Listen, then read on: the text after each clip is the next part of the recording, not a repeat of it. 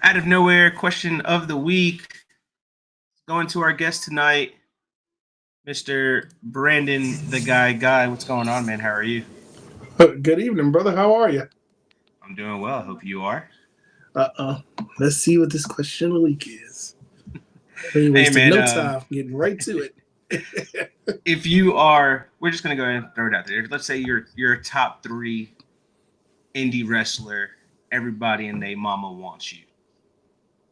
Would you rather take a WWE ID contract or accept a contract from Mr. Tony Khan and maybe be a mid card and wrestle the guys like Will Ospreay, Takeshita, Roderick Strong, maybe even an MJF? So I guess my question is, would you rather go the WWE ID route or just go straight to a promotion? So I understand the money is always a factor, but if I'm an indie wrestler, I'm waiting for that big break. I probably already have a stable job. I already have something going. This is to get me to that next level, right? So I can continue to hone my craft until I'm ready to get on the road, until I'm ready to say, yep, I made it. And what better way to say that you made it besides having a machine behind you, endless possibility because we still don't know what the idea is going to bring. And then there's a clear path to it. And even without that path, let's say I don't make it, imagine the experience that I'm going to gain. So yes, the money is nice up front, but the money up front might have me uproot my life.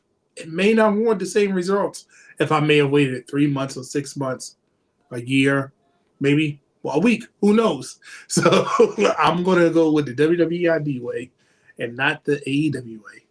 You know that honestly, I think a lot of people are thinking like that. It might not be all about the money, and if you're making a great living right now, especially being a top three prospect, in the sport of professional wrestling, then yeah, definitely. Why not just take an ID contract, chill out for a little bit, and just do what they need you to do so you can get to PC, NXT, and possibly main roster.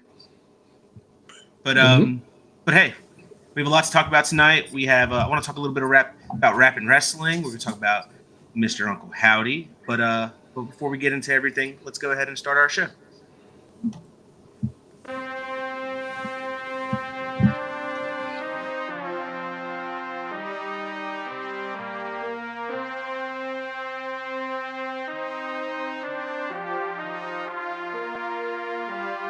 Four sides of the ring, four sides of the ring. Everybody out here got an opinion, your ego shall die in the ring. If the debate's getting heated, we heating, you know it's been fire in the ring. We them guys in the ring, leave with your pride in the sling. Four sides of the ring, four sides of the ring. Everybody out here got an opinion, your ego shall die in the ring. If the debate's getting heated, we heating, you know it's been fire in the ring. We them guys in the ring, leave with your pride in the sling. Four sides of the ring.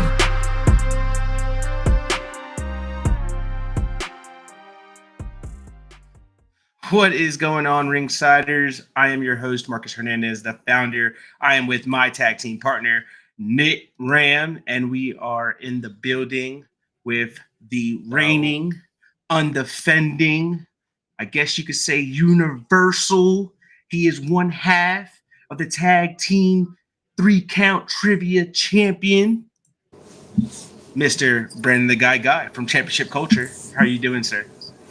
I'm doing great. First off, thank you for that intro. I forgot I had that many accolades when it comes to four sides of the ring. And ladies and gentlemen, do not adjust your set. We are twins tonight because I know he has no one that is his favorite. So just for tonight and tonight only, I will be your favorite. All right? That's why I'm wearing this thing.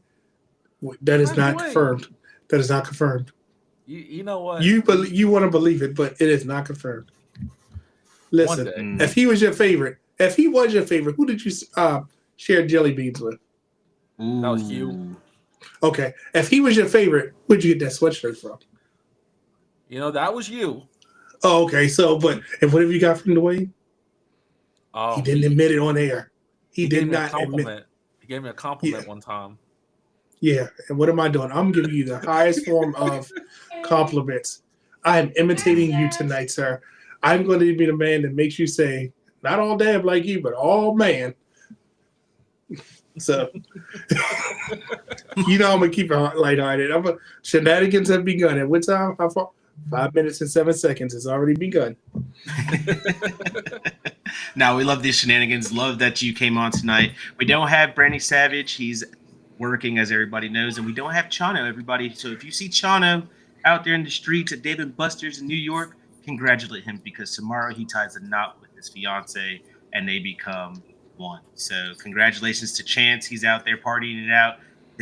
What he says is his last night as a single man, but he hasn't been a single man in forever. So congratulations, Chance, to you and your fiance, man. Nothing but love over here, and appreciate the night off that you get, because this is your only night off, and it's unpaid. That's how I do my guys out here.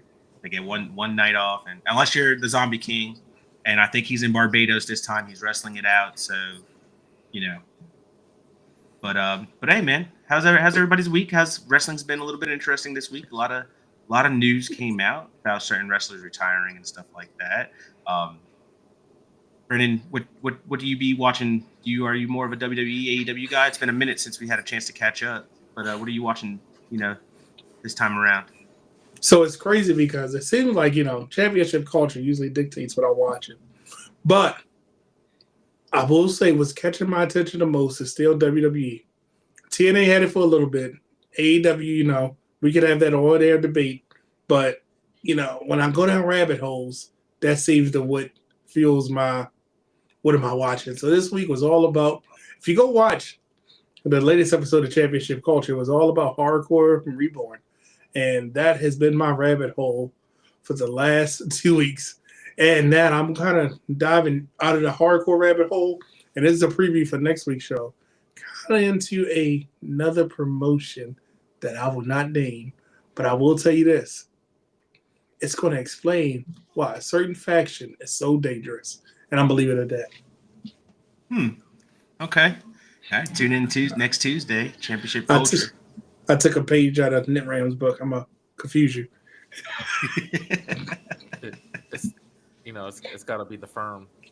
It's got to be the firm. The ball too early. Hey, it could be the Spirit Squad. They were stacked on wrestlers before they even knew it. Not the Spirit Squad. Oh wow. I should say current faction. Let's say that. Okay. Her syndicate. Called it. If it's the Her Syndicate, Mark, you buy me lunch. Okay. Fair enough. And why they're so dangerous? Okay. Before we get into tonight's discussion, Brittany Savage is in the chat. He says, "Where can he get one of those hoodies?" And he said, "Oh man, it's Brandon the guy." So he's at work watching, supporting, as he should. What's going on, Brady? Hope you're having a great night. Let's jump into the conversation, man. In these last few weeks, actually in these last couple of years, I feel like rap music or in hip hop in general, has been taking a big part in wrestling. We've been seeing a whole lot more, and you've been seeing guys like Wale, Westside Gunn, Metro Boomin, Travis Scott, Action Bronson, and guys like legends like Snoop Dogg, right? So my first question tonight, fellas, is why is rap music taking over wrestling right now than it has been before? Let's start with Brennan, the guy. So it's crazy that you would say that, because throughout time, it always seems like there's always been wrestling fans, and then there's been like closet wrestling fans. Those people that don't want to admit that they enjoy wrestling. And you had a couple people like Snoop, who's always been I've been a wrestling fan. Probably, and let me just say this. I hate when a wrestling fan says, "Oh, you like wrestling? I used to watch with Hulk Hogan and Junkyard Dog and Ric Flair." Those are not wrestling fans to me. Those are casuals, right? But when it comes to these rappers, now it seems like it's a thing where let's bring them to the forefront, because they've been ringside for events. They've been here or this appearance, this person's come backstage, because they've been kind of like trying to say, hey, it's cool to be a wrestling fan. And it's insane because it's crossover appeal. It's a cultural breaking down doors almost. And it's almost like the point of it saying, just like, I know I'm going to say this one thing, and y'all probably don't know one song by this band, and because of WWE, Disturbed. Not a lot of people know besides Stone Cold Steve Austin's entrance music when the glass shattered and the people was rapping, right? I mean, I'm sorry, not rapping, they were singing, but that was a rock crossover But now we have the same thing with rap, and it seems like now it's becoming more mainstream, more trendy, because there are followers, there are eyes on the product, and it's a good market to break into because you're starting to see the wrestling fans come out. It's cool. It's something different. It's unique. Plus, guess what we can do? We can make a song that's going to be cool for you. We're going to make something that's specific to you, that whether it be the opening the Raw, opening the SmackDown on a pay-per-view, or the wrestler's theme, they're going to make sure that it stays that way. Yeah, no, I mean, yeah, 100%. I think is this the first time that we actually are going to get a hip hop rap song for the intro for wrestling? You know what I mean? Monday Night Raw, or Triple H, should say, just announced that Travis Scott is going to be doing the intro music for Monday Night Raw. He's also going to be there January 6th, come the live event in Los Angeles for Netflix. But do you think is this the first time we might? This is probably the first time actually that we've gotten a hip hop song or an intro for wrestling, right? No, remember, look at what SmackDown current entrance theme.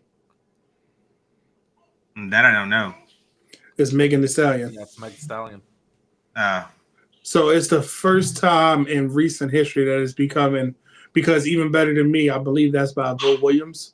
And he's a rapper as well. So it's been slowly but surely creeping up because it was in a lot of the hype packages. And when I say hype packages, the promos, I'm going to take you back to one that I always go back to because it was a great hype package. Ram, don't say nothing about this. Brock Lesnar versus AJ Styles, when that song was playing and AJ was saying, you know, he has to win WWE champion, Universal champion. I don't know if you remember, that was Bo Williams. And I believe that was his avenue into WWE. And then, you know, who better than me? And then even different themes that they've been using have been circulating around, and it's been rappers. But I think this is the first time that it's in the forefront that, hey, it was a surprise. It was Megan Thee Stallion. Now we're saying, hey, it's a possibility. So I think it's more of a, let's pay attention to it and let the world know this is what's happening. Not just, oh, I tuned in. Oh, Megan Thee Stallion's doing Smack. Oh, okay. But you didn't see her. You just saw it online, and then people heard about it. Was like, oh, that was her. You're also seeing more guys like Westside Gunn and Wale, right? Westside Gunn is who started Fourth Row Promotion, his own wrestling promotion, an actual event where it's kind of like well, no, not even kind of. It is a concert, but there's also wrestling involved. And then you have guys like Wale, who has Wale Mania, which the both of you attended last year, or this year, last year, right? It was this year. It seemed like it was last. It seemed like it was last year. It seemed like it was last year, but it was this year because you know Cody did what Cody needed to do event finally. But what's your thoughts about like Wale Mania? How would you guys describe that event to people who haven't been there and the culture that it has? Let's start with Nitream. Oh man, I 100% loved Wale Mania. I had a blast. I drank a lot of free energy drinks that The Rock gave me. Like, he didn't give it to me personally, but they kept telling me The Rock gave me these for free, and I thank him for that. So, but I would say this: there's something about wrestling that what makes it great, whether you're at a show or indie event or whatever, is that you're surrounded by people who generally like all the same things you like. And that's one of the best things. I went to Wale Mania knowing that I was surrounded by wrestling fans who also like hip hop. And it was like both of the best worlds collided into one. And honestly, like, the whole event was just great because it was like, I don't know, Samantha Irvin like played a flute. Do you remember that? They were like, she can't use her voice. And then she did like a whole flute solo. And I was like, okay. And then we had like Freeway do a whole performance, and then we had Trick Williams and Carmelo cut promos. Like, it was great. It was like everything I kind of wanted it to actually be, and I got a lot of free energy drinks. So besides that, like, it was great. How about you, Ben? What were your thoughts on Wale Mania? Well, first when we got there and I saw NetRam, I said, "Oh, that's Marcus," and I was like, "Oh, that's not Marcus. That's the other Marcus." But I will say this: Wale Mania is hip hop culture meets the wrestling culture. It's the perfect kind of like blend of it, further in storylines. There's one drawback that I really do not like about Wale Mania, and it's probably going to hold me back from going, and I might get, slack for saying this. Get off the stage. Let us enjoy the show. It was so many entourages and things like that. It kind of took away from the experience because we're there to celebrate wrestling and hip hop culture. And it was like, to me, it was kind of taken away from it because the focus was now off of the stars and more on the why is there so many people on stage. Like, for instance, I can't think of his name, but the AEW referee that we always see, he's on stage with an entourage. Everybody that got on stage had to have an entourage. And it's like, okay, the media's trying to record stuff. And remember this different Wale was in this one little spot trying to perform, and it was like, but your eyes are all wondered about all these people on stage. But it's definitely it was a good thing because was it Shelton Benjamin or MVP said that's the first time the Hurt Business were all in the same place since then. Mm-hmm. So I think it was a great thing. And he's not saying it, Marcus, but he's complaining about these guys on stage, right? About their entourages, but he's not saying it. But Brian H. Waters was on stage almost the whole night. That's all I'm saying. Media, yes, the media should be up there. No, I said the media is there, and I get the media. But if I'm a celebrity, like for instance, every wrestler that wanted to go to Wally Mania could be on stage, even if they didn't have anything to say. But then, of course, they're going to bring people with them. They're going to keep bringing people. And it was like 746 people on stage, and I just wanted to see the performances. You know what I mean? Like, It was so distracting at that point that as the night grew, the people on stage grew. Because it started off cool, everything was good. Nip Ram was kind of hurt because he went up and tried to get a case of energy drinks. They told him no. And I go outside to get on Instagram Live, and I got a whole case just handed to me. So, it was pretty cool. With all that being said, you get these artists that come along and they do these things. Do you like it when? Not even do you like it. Do you want to see these artists to take the extra steps? So kind of like Snoop Dogg, step into the ring. Bad Bunny, step into the ring. Action Bronson, step into the ring. Take a bump. See what it really feels like to be this wrestler or to even be a wrestler. Because I would say Bad Bunny is a wrestler. You know what I mean? He took the time to understand this sport and learn this sport and gave it all its dedication and had an incredible match in his home country, right? So do you want to see that, or are you okay with like how West Side Gun does it? He doesn't step into the ring, but he might walk out of Daniel Garcia. He does their music for him, or even starting a promotion like that. How do you feel about stuff like that? So I'm indifferent. I'm okay as long as they because like one thing about me, I've never taken a bump in the ring. I've never gotten in the ring to have a match or anything like that. So I respect that portion of the sport. But if I wanted to do it, I feel like you should be all in. Don't do what Snoop Dogg did and do a horrible frog splash because at the end you come out looking worse. You don't gain my respect by looking bad for trying something if you didn't put the work in. Because these people, I wouldn't go on stage and try to rap because I didn't put the work in. So I'm not going to infringe in your industry unless I put the work in. When the first time Bad Bunny wrestled, I said, who is this wrestler? Why is he? I was blown away. You can tell he put the work in and he has a passion for it. You know what I mean? Like Stephen Amell. Remember when he wrestled, I was like, he clearly put and then finding out later on, he's like, he had good trainers, but then Christopher Daniels coached him through the match. And I'm like, that's what you need, somebody that you can respect and do these types of things. So in the instance of Bad Bunny, absolutely. That's the standard in my mind when it comes to rappers or performers or singers or anything you want to call them in that genre. They're the standard. Yeah, we can talk about Logan Paul separately, but unless you're just doing like a run-in or a spot or something like that to get a pop, great, do it. But if you're not at Bad Bunny level, don't try it because that I'm telling you that. And when he did that Canadian Express, I said, why did he do that? Who? Now you're making wrestlers look bad. Like the people that do this full time. If you start showing them up, then you've done something. But 100%. All in all, let them. If you put the work in, you go. And I don't need to see the vignettes of you practicing. I don't need to see all of that stuff. We can see if you just said, "Oh, I can do a frog splash," and it looks bad. Well, no, it was just a splash from the top. Snoop, do what you do. Rap to the ring, and I love when they get rap to the ring. I love that. I think that's it adds a different feel, gives you a big match feel, has a different energy. Like what was the gentleman that Hustle and Flow, right? He rapped Adam Cole to the ring. Yeah. That should have been Adam Cole's entrance music from that point on. You know what I mean? So it was like it just adds a different energy. So honestly, I agree with you. How are you feeling about that, neighbor? Do you like it when the artist takes the step forward and gets in the ring and shows us that, hey, I truly do care about this sport that that us fans love?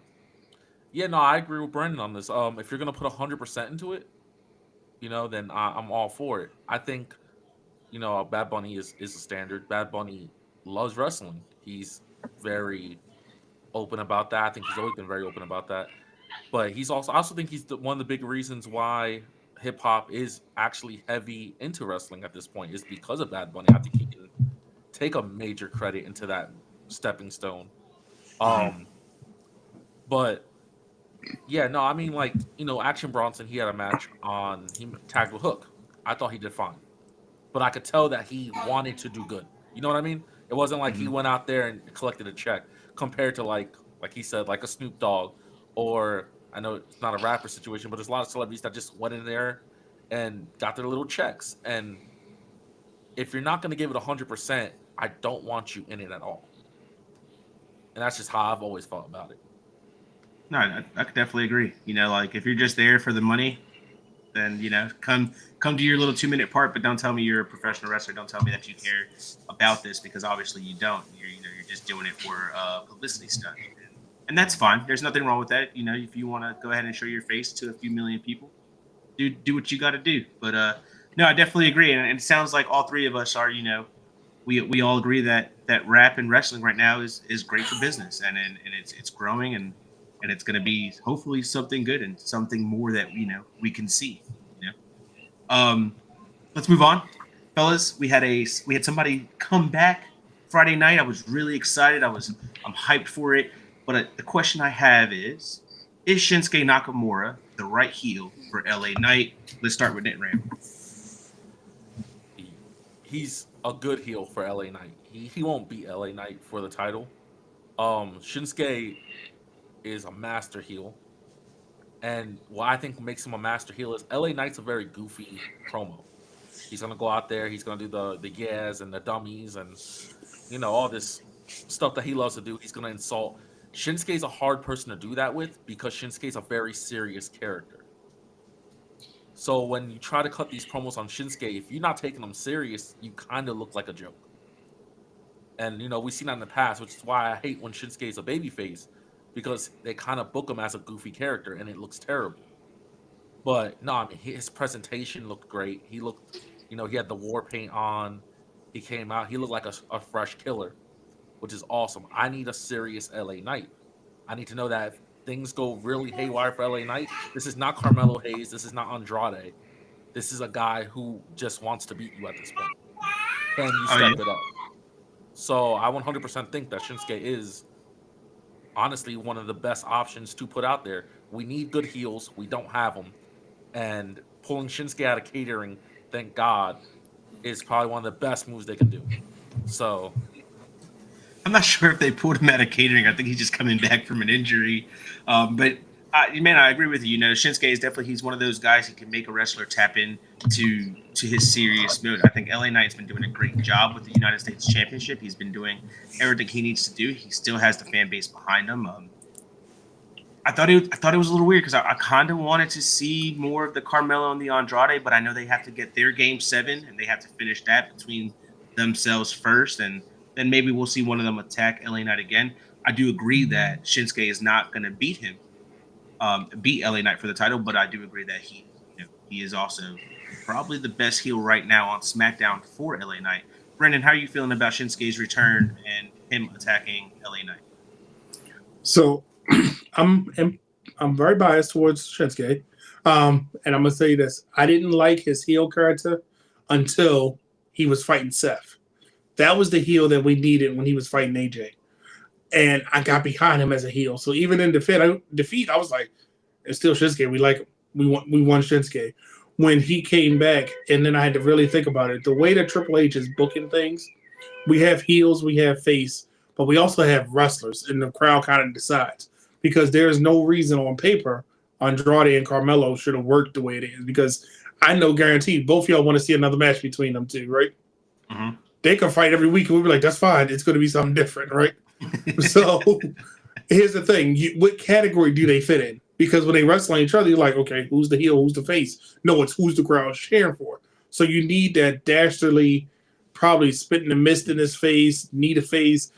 I can't wait for the promos. Remember the ones he did against Shinsuke? And it was like the anime style. Against Seth. This is what LA Knight needs to freshen his character up. Santos Escobar, as good as he is, I think that he's being weighed down by because he's so good. You know what I'm saying? Like, and it's like Shinsuke is just as good, but as a heel Shinsuke, he could make LA Knight look like the super uber. Oh yeah, it's LA Knight again. Yay, we like him. Yeah, you beat Shinsuke because he been missing in your face for the last 3 weeks, and he caused you every match since y'all had a match, and now he's got an edge and a grit to him. So I think Shinsuke is going to be the one to get us through to about Royal Rumble with him, and then I think you'll start to see a shift for LA Knight and Shinsuke to move on to something else. No, yeah, agreed. Honestly, if you go back and you watch those promos with Seth, I think that's, like you said, it's probably the best heel version of Shinsuke that there is. If that Shinsuke was there for AJ, that rivalry would have been way better. It was still a good story. Shinsuke for AJ, he did the speak no English gimmick. I loved that. I thought that was like one of the funniest things. But it wasn't. It was funny. But when he was doing it with Seth, it was dark. You know what I mean? He was evil when he was doing it against Seth. You know what I mean? Cutting the promos in the back and telling Seth, like, dude, like, this is not even all of me. You know what I mean? Like, you have so much going on in your life, you don't even know what's going on around you, right? So I feel like Seth was, not Seth, Shinsuke was just digging deep into a villain arc, kind of like you could say, kind of not in the same way, but almost kind of like how Swerve was treating Hangman Adam Page. Like, I'm evil to a sense where mentally I mess you up. You know what I mean? I'll get you thinking. So I definitely agree with Brendan there. It was a better story with Seth than it was AJ, and I'm hoping that Shinsuke can definitely tap into this with LA Knight, because it will make LA Knight a better wrestler, and I think it would also elevate LA Knight even more, and fans will get behind him. So I think Shinsuke is the right heel for him. It sounds like all of us are agreeing. It sounds like all of us are agreeing to that. Do you think, Brandon? Do you think Shinsuke will eventually get this U.S. title from LA Knight? I don't know if he would need it, or will we need that to happen? Because the only reason I'm thinking that, because he gets it. Does that open the door for Andrade to get it? Does that open the door for Carmelo to get it, or Santos? Would this be and I always go back to the WWE time with the Intercontinental title, where they went through like Randy Orton, Jeff Hardy, Johnny Nitro. Remember when they were all fighting for the Intercontinental title? And it made for interesting TV, because you're like, anytime any of these guys could be going for the Intercontinental title, multi-man matches. I feel like with the holiday tour, with the Saturday night's main event, they got to put some oomph into some of these stories. And who better than a Shinsuke and a LA Knight that will actually have you that gritty match that could open or close the show for a holiday tour? Who better for a Shinsuke and him? So even we just see one of the things. What if Shinsuke takes it on the holiday tour and then drops it back on Saturday night main event or on an episode of SmackDown? We don't know what Triple H is thinking, because whatever we think we want, he changes the game. Oh God, I made a pun. He changes the whole game. No pun intended. Yeah. Now, speaking of changing the game, we have tag team champions over at SmackDown, the legendary tag team themselves, Motor City Machine Guns, and they're in a rivalry. They're in 2 different rivalries right now. My question to you, Brendan, is: does DIY or Street Profits go over on Motor City Machine Guns? So to quote Nit Ram, and remember he said something about the Street Profits being boring. I could not agree with him 100% more. I'm sorry. Angelo Dawkins, mismatch outfit at the wrestling school, cutting a promo, talking about it's our time. I can't take it serious. And I love the Street Profits. I do. But man, they're doing too much one way, and DIY is not doing enough the other way. I'm so sick of DIY walking through backstage. Yeah, we going out there. Yeah, we the best wrestlers. Come on, yeah. And then the music hit, and I'm like, you're not giving me nothing else. Mm-hmm. You know what I mean? Like, it's like, but then you have, oh, look, your favorite tag team. The commentators are putting them over. Made a statement, made a splash.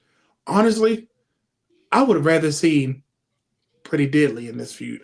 I would have rather seen anybody else besides these same teams because they haven't given me anything else believable or more that I want to watch. Because honestly, all right, yeah, I get the Street Profits. They might have been whatever reason, but let's move on. We need something else. Like, you know what I mean? Like, it feels like I don't have a feeling about this, and I like Johnny Wrestling and Johnny Gargano. I don't have a problem with them. I like the Street Profits, but at this moment in time, I'm just going to be mute on that point. It's actually honestly, you're absolutely right. Like, why are we giving these two tag teams a push? Because you do have the Yes Boys. You know what I mean? I love Pretty Deadly. I think they're great. Those guys definitely need a push. They could do really great things if they're given that chance. DIY, I'm sorry, but there was an FTR in WWE. We don't need you guys to try to do that too. We understand you're great wrestlers and you can do all these things. That's fantastic, but you don't have to remind us that you can do all these things because we already know. And Nitram, Nitram is Street Profits are kind of boring. They're just not it, and I don't know why they're not it anymore. It's like they lost their fun because they used to be fun. They used to have this aura around them, right? Nitram, do you think DIY or the Street Profits should go over on Motor City Machine Guns? Absolutely not. I said this when they debuted and they won the titles and all this other stuff. I said that you want to get as much money out of the Motor City Machine Guns as you can. We don't know how healthy these guys can stay.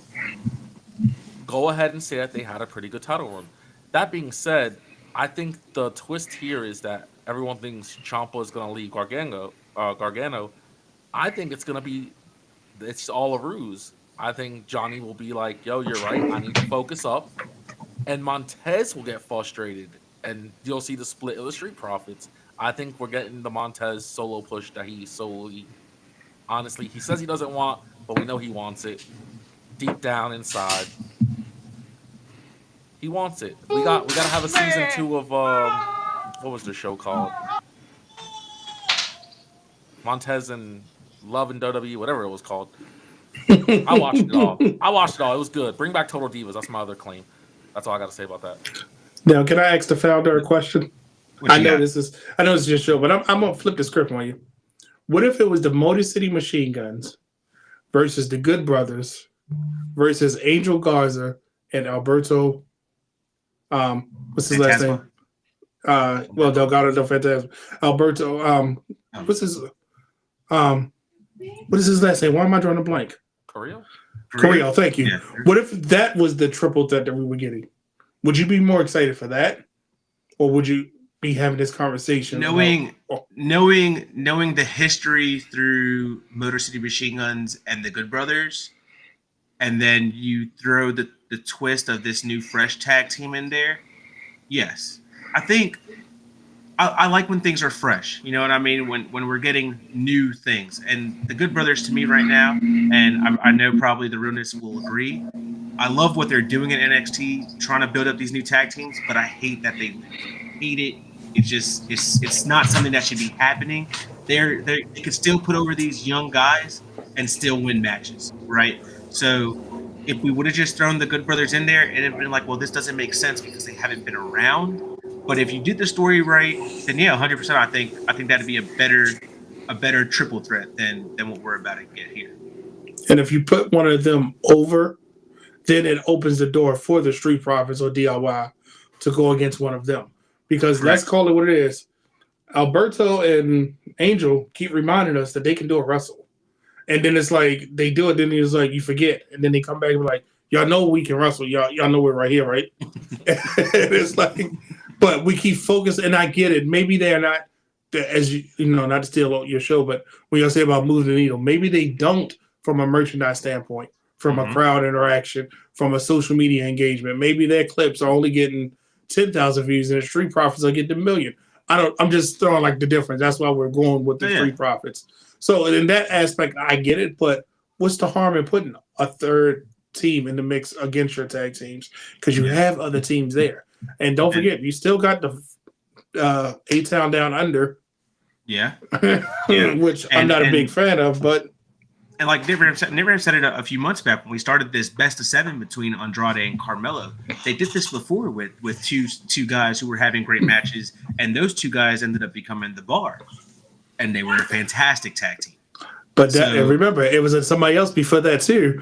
And this is my only one plug. Chris Jericho and somebody else did it. It worked out very well. And it worked out very well. That same person and Kurt Angle did it. It worked out very well. AJ Styles and Christopher Daniels worked out very well. This is how we got the Motor City Machine Guns. Christopher Saban and Alex Shelley, bona fide X Division stars. You know, they never been the X Division champion, the king of the X Division. You know, don't know how to sign a belt, but that's something else. And then they came together, and it was like, oh, they're great together. Why not? So,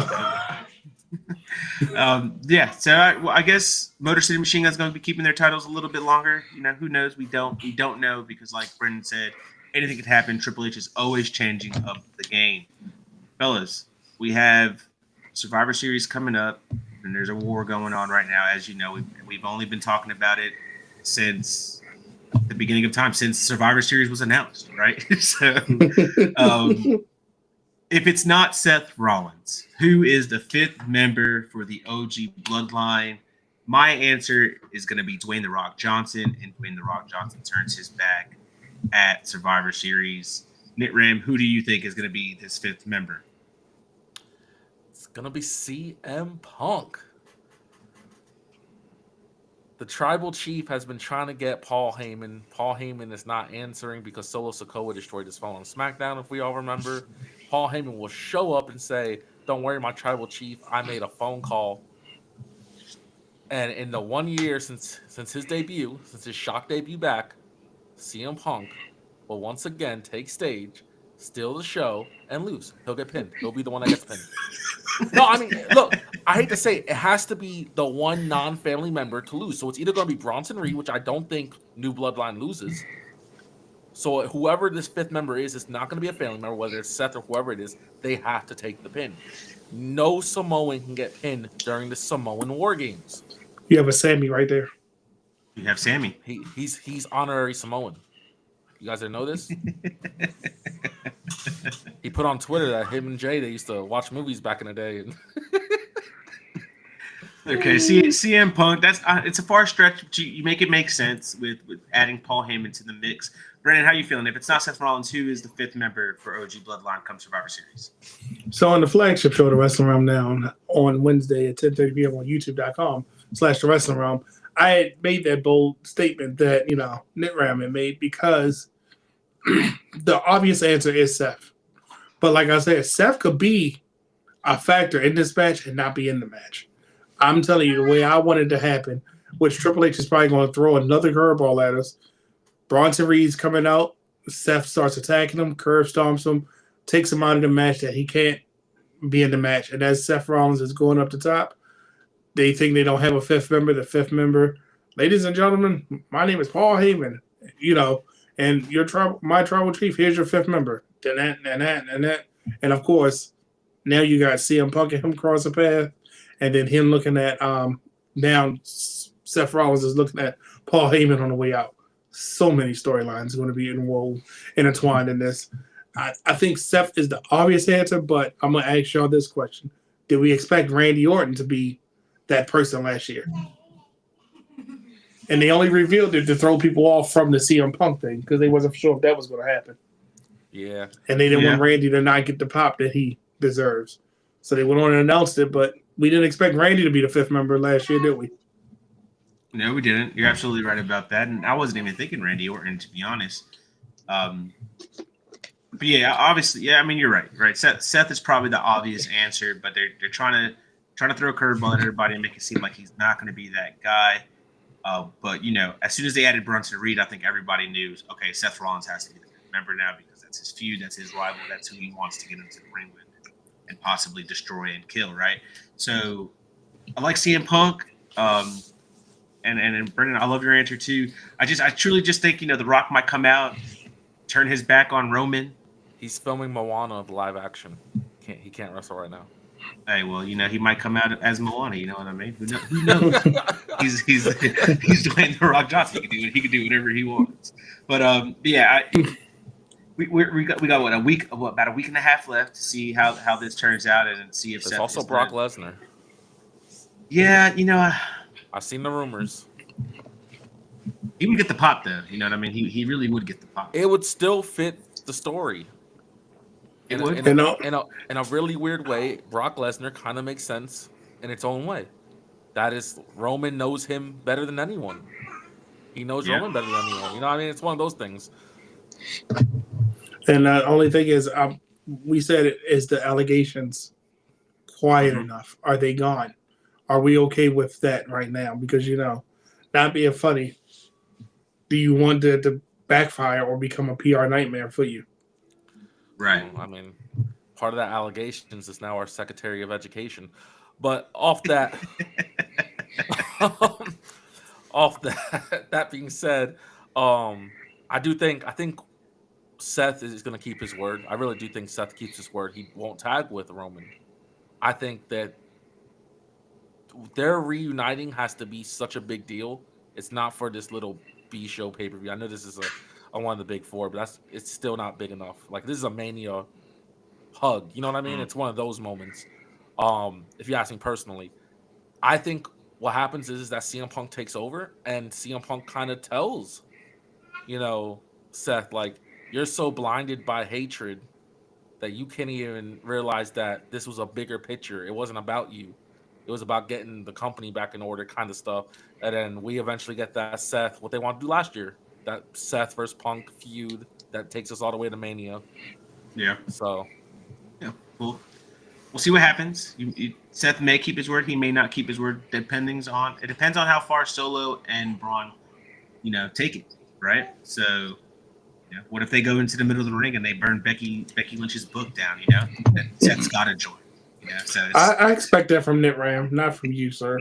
That sounds like something Nick Ram would say. Hey, fellas, we got. Speaking of Survivor Series, there was a match announced, but I really want to know: could we get a better women's war game match than the match that we have right here? Just something doesn't seem right. There's no reason why two world champions should lose this match, especially with somebody who has a Money in the Bank. I know you had the tag team champions on the other side, but we have two world champions on one side. Brandon, do you think this match could have been better? Absolutely. It's too many forced together storylines. Like, I'm going to say this, and this is just my personal feeling. Get Rhea away from Liv. I'm over that. I'm done with it. And then you got the tag team champions who were just fighting, going to war with Io, and now Io's alive with them. You got Naomi, who's been their backup since she came back. And it's like, okay, but then you got Tiffany, who will she, won't she? Is she, won't, is she not? At this point, cash in on somebody take the belt. Just take a belt. I want the world title for it, but just take one of them. Because it's so tiresome, and it's like all of these extra dynamics aren't helping to me wanting to see these 5 women on these 5 women. And I hate to say it, I probably could have booked a different set, but all your star power is in this match, all of it, for your Raw and SmackDown. 100%, I agree with you. I feel like Triple H could have done something really special, and I thought about this when I was coming up with this question. I said, man, what would have been awesome is Shawn Michaels has been building 3 individual strong women right now on his roster that he's trying to get people behind. He's added 3 women, right?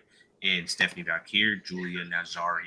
You could have threw 2 more and said, they could have came and told a main roster, or just told Triple H, find your best 5 women because we're showing up at Survivor Series and we're going to represent NXT. I feel like NXT should get back into invading, Survivor Series, because I thought that those were cool when they were doing that, when it was all 3 brands in one. And I definitely agree with you. The Rhea and Liv thing is getting played out. It's getting kind of old. it's still Judgment Day, and like you said, everything just seems rushed. I definitely agree. Tiffany Stratton needs to cash in. Something is being delayed, and I don't know why. I'm not sure. They're just trying to protect Nia I think Jax. it's the Netflix. I think it's the Netflix. Okay, yeah, And because makes sense too. and not to cut you off, this is what me and Hugh were talking about after the show. If you look at this ring, right, Raw really doesn't have that star power that we're used to Raw having. Seth is getting back up there. Jay is down intertwined with the Bloodline. CM Punk is out until the 30th. Drew, we don't know when he's coming back, right? We don't have a Becky. We don't have a Bianca Belair because she's entwined in this. And we don't have a Rhea because she's entwined in this. What better way to strap a rocket to Tiffany, making her the face of Raw as the World Women's Champion, and having people chase her down? Because Io still gets her title shot, right? What if Io is fighting Liv on that night, and WWE does this with the women's belt, Io gets that belt and get cashed in on that night, or becomes a triple threat? You know what I mean? Like on the first night of, I think that first night of Netflix is going to set the tone for what we're going to see. And that's what I'm saying. I hope that this is that underdog match that we didn't expect it to be as good as it is, because you have the top women in WWE in this match. That's proven. We know Io going to do something crazy off the top of the cage. We know that. We know what y'all call it, the power buff girls are going to probably pick up all the women at one time, like with one hand. We know that's going to happen. Naomi going to do some rear view probably off the top of the cage into a split. We know it's going to be some crazy stuff. So this might be the underdog match, because every one of his pay-per-views is always that one match we're like, don't worry about it, I don't care. But then you're like, whoa, that was better than what I thought it was going to be. 100%. Nimram, how you feeling about it? You think this could have been a better matchup for Survivor Series? Yeah, I kind of 100% agree with Brendan here. We have a men's war game where Seth Rollins is talking about he's holding a grudge from like 5 years ago, and he will not tag with this man. But I've seen all these women fight within this month alone. That is true. And they try to bypass stuff like this when they're like, "Oh, I don't think about you at all, Liv." Like, you sound dumb. You know what I mean? You sound dumb. I hate to say it, Nia Jax, that's the queen, but she sounds dumb. You don't think about her at all. She's literally the other champion. You just fought her, and you thought about her very heavily. I do agree with you there, Brendan. The cash-in is for the first episode of Netflix. They're doing a draft beforehand. Tiffany will get drafted to Raw. I think that's a guarantee slam. They'll buff it up like that. I don't think she'll get drafted to Raw because she's going to have immunity because she has the briefcase. Watch, they're going to say something. They're purposely not going to draft her because she can go either place and cash in. Well, but yeah, Netflix debut. Tiffany cashes in. Now, my other point in here, Candice LeRae's on the other team, right? That's their fifth. Yeah, you can't see her. She's next to Raquel. Speed champion. Yes. So on this one match, we have all our women's champions in one match, all plus the Money in the Bank, and you're gonna tell and Rhea Ripley, and you expect me to tell me that everyone out of here is gonna come out looking good? I don't see it. I don't like it. I don't like the way this match got put together. Personally, I think the Wyatts versus the Final Testament would have been a better shout for the 4-on-4. And you could have did something where even the intergender was in there. I know they don't want to do it, but I think it would have worked. That or just get teams that make better sense. I'm sorry. Io's babyface turn did when she was out there screaming that Damage Control had to change something. I didn't think she meant her role in the company as a heel. That's not what I thought she was going for. Like, she was screaming at these girls a month ago. Rhea Ripley has a bad eye. Let that girl rest. Jesus. Just let her rest. Let her enjoy her husband in the grocery store with his big arms, okay? Just let her be. The Powerpuff Girls makes perfect sense. I don't think Liv and Nia had to be on the same team. Like, I don't think Nia had to be part of this. To be honest, I don't think she had to be part of this. She won the Queen of the Ring. She won the title. She won the Saudi Championship Super Bowl ring. No, she didn't live on it. Remember, live No, on live, it. live on it. Live on it. All right. Well, she lost But that. Liv Why should- would I tag with her anyway then? That's But my Liv point. should have been the team captain that assembled her team when the Powerpuff Girls could have went to NXT, grabbed those 3 women, and said, "We're going to war. We picked y'all to go to war with us." You know what I mean? And that could have been. But then that would have. There's so many things that they could have did, and like the both you said, they gave us all the women's champions in one match, and then you gave us all your powerhouses in one match too. So I guess they're just trying to turn the eye, like, oh, all the top 10 women on the roster right now are going to be in this match, and everybody should watch it. But I agree with Nitram. I don't think it's going to be as good as they think it's going to be. So, I think it's going to shock you. This is going to be the match with the OMG moment. This match is going to shock you so much. You're going to be like, What? "Well, that was It's spots over story. we'll see. Because there's no story for it. So they got to do something crazy. I want Io to get in the trash can again and jump like she did in NXT. And they're going to say, "Is Tiffany about to cash in the whole time?" Oh, look, Tiffany can cash in during this match. She's going to bring the briefcase inside the cage the whole time. Mm-hmm. And as soon as Nia or what you call it is down, she's going to be holding it, looking at it, or look over at it. Gunther on Monday night told Mr. Ludwig to become his own man. Go out there and go do your own thing. You don't need to talk. You don't need to talk for me. I don't need you right now. I'm trying to figure out Damian Priest. So Ludwig did his thing. He said, "Okay, I'll become my own man," and he interfered in a great Intercontinental Championship match. My question to Nitram and Brandon tonight, starting with Nitram, could Mr. Ludwig become Intercontinental Champion? Eventually, 100%. He's a great wrestler. He's a great foreign heel, and I have to say it like that. He's a great foreign heel. He's a great promo. I mean, he's got the look. He's a scrawny dude, but he's still believable when he's up against big people. And that's something I praise him for. The negatives. Why did they split up Imperium? I still don't get it. It's such a bad move. That was a faction that did not have to be split up, and now everyone is going their own ways. Gunther's not even confident.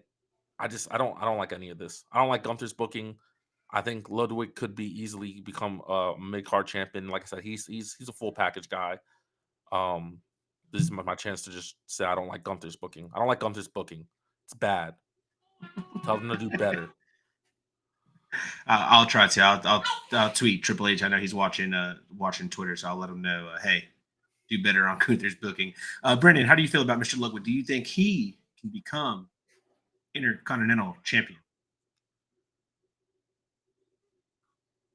Have to unmute yourself. I'm going to say this, and you're probably going to hate when I say this. I don't care. Just give Sheamus this dang one IC title. How many times is he going to keep getting close to it? And my heart drops that he doesn't. Give the man what he wants. In the words of Nitram's favorite wrestler, Batista, give him what he wants. Give me what I want. But in all seriousness, I didn't know I wanted Ludwig as Intercontinental Champion, and I think because now I'm thinking about them having that moment as what you call it, as World Champion, him as Intercontinental. But I think if he does, it only is a transition for Sheamus. He was turning Sheamus up. Remember that he kept messing with Sheamus the whole time that Sheamus came back. If that's what we're going to do, okay. But I don't care who gets it. Just give it to Sheamus. Sheamus needs his. If they give it to him at Mania, give it to him in Rumble. I don't care. Just give it to Sheamus. I don't care who's holding it at that time. Please give it to Sheamus. You heard it here first. He don't care who has the title. He just wants Sheamus to hold it one time. Let him get it the one time. That's all he And needs. that'd make him Grand Slam. That'd make him a grand slam. That's all he needs. He would be happy. And He would be happy. everybody would be happy. He's a legend already, definitely first ballot Hall of Famer. So just let it happen. Nobody's gonna be angry. I promise you that. Wyatt 6 fellas had a vignette, and Bo did a vignette, and it was an incredible. It was awesome. It was really cool to see. It was creepy at the same time because he looked exactly like his brother. Rest in peace to Mr. Bray Wyatt. My question to the both of you is Bo trying a little too hard to be Bray when it comes to the vignettes and the promos and everything that he's been doing so far with the Wyatt Six. Brendan, your thoughts? I don't know if he's trying too hard or this is the story that they're trying to tell. Because we don't know what the story was going to be before Bray Wyatt passed. So I don't know if this the story is I'm vested in the Y6 because they keep giving me layers. I'm like, okay, where's this going? And I feel like every time they give us a vignette, it's like you know how you have movies that like are part 1 and part 2, and you can't wait for the next one. You're like, oh, I gotta wait one more year. Oh, I gotta wait another year. I feel like I'm waiting so long to get to the next part. So I don't know if they're trying, but it was so creepy. I had to look twice. I was like, is that? I was like, oh, that's Bo. And it was so crazy because he sounded like him. He was looking like him. I'm vested because I want to know what's the next portion. And I'm telling you, we're probably going to get on Netflix some specials, the story of Uncle Howdy, the story of the Y6, where we saw all those vignettes were shot like a movie, and when they just broke them up for TV segments. Okay. Nick, how are you feeling about Mr. Bo Dallas? Do you feel like he's trying too hard to become his brother Bray?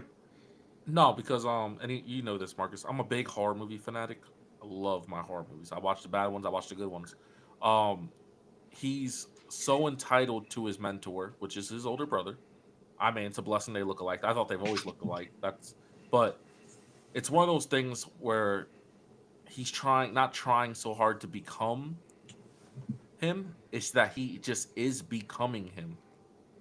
Whatever evilness that Bray had that made Bray who he was is gone because Bray passed away.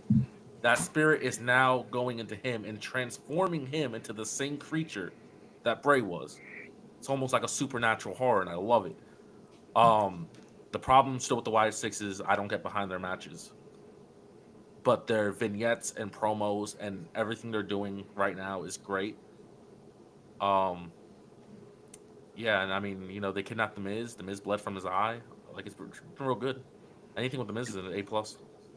Now, do you think the video? I'm sorry. Did the video game have something to do with that? Because remember, they released a feed in the game. I wonder was this to get more people interested in it? But sorry. That's actually a good point. They did do the Bray Wyatt Fiend update, and that, yeah, I didn't even put two together. But yeah, that's a really good point. Bo becomes the Fiend. I think eventually we're gonna get that. The lights will drop. We're expecting Uncle Howdy, and it will be Bo Dallas as the Fiend. I would lose my mind if that happened. That would. I'm not sure if I want. I'm not sure if I want to see the Fiend though. You know, I'm not sure if that's what we need. I don't think we're ready for that. I don't think we're ready for that. I don't think we're ready for it. It's too soon still. In my opinion, it'd be too soon. So who knows? We just gotta wait and see how it turns out. And like you said, maybe you know that evil entity that followed Bray around is now following Bo around. And like you said, it's been beautiful to look at. But also, like you said, when they get in the ring, it's not so beautiful. So so you know, maybe it'll get better, but we could be wrong. It could get worse. As you know, we talked. You know, WWE ID has been a thing, and it's been booming. They've been IDing wrestlers left and right. My question to both of you, North Carolina doing really big things.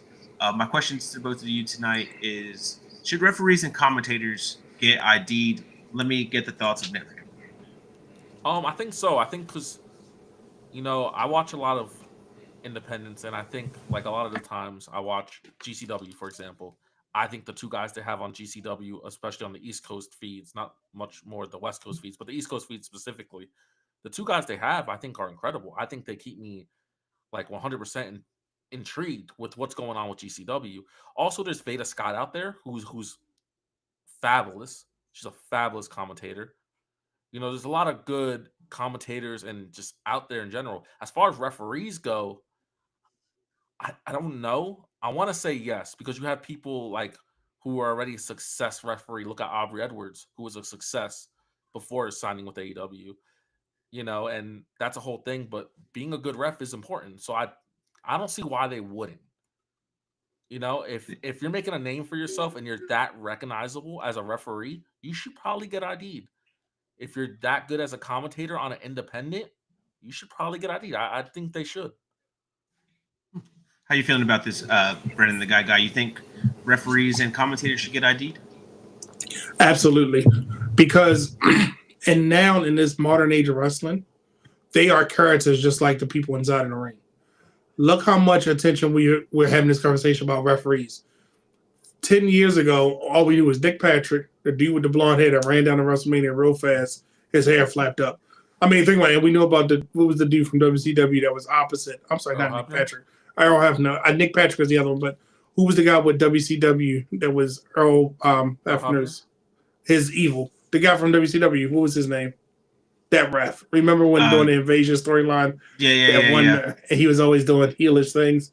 But now we're vested in these characters. We know a Jessica Carr, who, trained at MCW here in Maryland. We know who she is because not only does she break boundaries, we know about, like you said, Aubrey Everett. We know about these different refs. His name escapes me. The one that refereed Damian Priest's match when he won the world title, his really good friend. We know about these characters now because they have now become characters. Look how sad we were when Ricochet left. We all were scared that Samantha Irvin was going to leave. We didn't care Ricochet. Like, we was like, you're not taking Samantha, are you? Then when she left, we was like, where's she going? Why'd she leave? Because we cared about that character. So yeah. She had to go play her flute. I think like both of you said, if you're a commentator and a referee in this business and you're making a name for yourself, especially making a big name for yourself outside of not even being a wrestler, right? You definitely probably, WWE should probably take a look at you and show you, okay, well, go do this show, try this out, and then maybe we'll call you into PC, NXT, main roster. So yeah, I think I truly do agree with both of you, man. Referees and commentators should probably be getting an ID too, then, and that'll lock up some guys and girls in the future that AEW won't be able to go look at and talk to. Like you said, Vita Scott, who's phenomenal. She works all year round. She does all these amazing shows. She calls her boyfriend's or husband's show, Speedball Mike Bailey. So it'd be interesting. It'd be very interesting if they started doing that, and I think they should start doing that. Let's take a small break, and we're going to get to Move the Needle.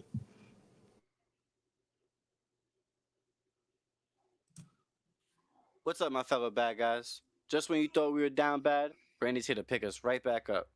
Thanks to our partnership with SeatGeek, we got good seats and great prices. New users should score a fantastic $20 off their final ticket purchase by using the exclusive promo code 4SIDESOTR at checkout for any event. That's 4SIDESOTR. Tell them the bad guy sent you.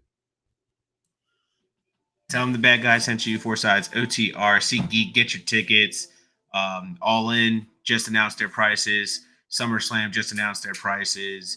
WrestleMania, if you want to go to that. If you're traveling out to Toronto next weekend or Vancouver, I forgot where it was in Canada, but you can go see Survivor Series. So